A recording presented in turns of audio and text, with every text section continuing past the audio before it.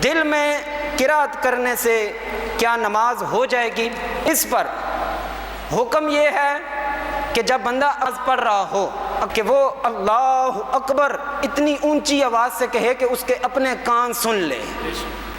اکیلے نماز پڑھ رہا ہے تو اتنی اونچی آواز میں قرات کرے کہ اس کے اپنے کان سن لیں، دل ہی دل میں وہ قرات کرتا رہے، دل ہی دل میں وہ اللہ اکبر یعنی تکبیر تحریمہ دل میں کہہ دے، قرات دل میں کر دے تو اس کی نماز نہیں ہوگی۔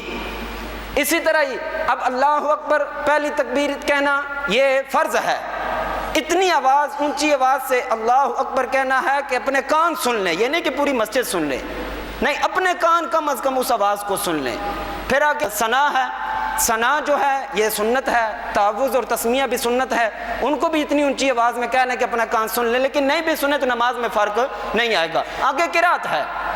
اس میں بھی کانوں تک آواز جانی ضروری ہے، دل ہی دل میں قرات کرنے سے نماز نہیں ہوگی۔ اسی طرح اتحیات دل میں کی ہے تو اس بندے کی بھی نماز واجب الادا ہوگی، نماز نہیں ہوگی۔ اسی طرح ہی اس میں بے شمار مسائل اور بھی نکل آتے ہیں، جانور کو ذبح کرتے ہوئے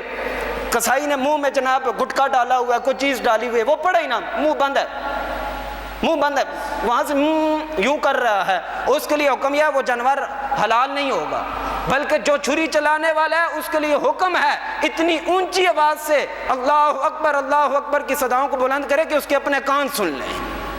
اپنے کان اس کے سن لیں۔ تو لہٰذا نماز میں قرات کرنا اتنی اونچی آواز سے اگر اکیلے پڑھ رہا ہے بندہ کہ اس کے اپنے کان وہ آواز سن لیں، یہاں تک یہ اتنی اونچی آواز میں قرات کرنا یہ ضروری ہے، فرض ہے۔ اسی طرح صحابہ اکرام سے پوچھا گیا کیا نبی علیہ السلام زور اور عصر میں قرات کرتے ہیں؟ اللہ اکبر، صحابہ اکرام نے جواب دیا سرکار کے چہرے کی طرف نماز جب سرکار پڑھا رہے ہوتے تو چہرے کی طرف دیکھتے تو سرکار کی داڑھی مبارک ہل رہی ہوتی تھی۔ داڑھی تب ہی ہلتی ہے جب بندے کی قرات جو ہے وہ زبان سے ہو رہی ہو اور اس کے کان سن رہے ہوں، لہذا کانوں کا سننا یہ انتہائی ضروری ہے۔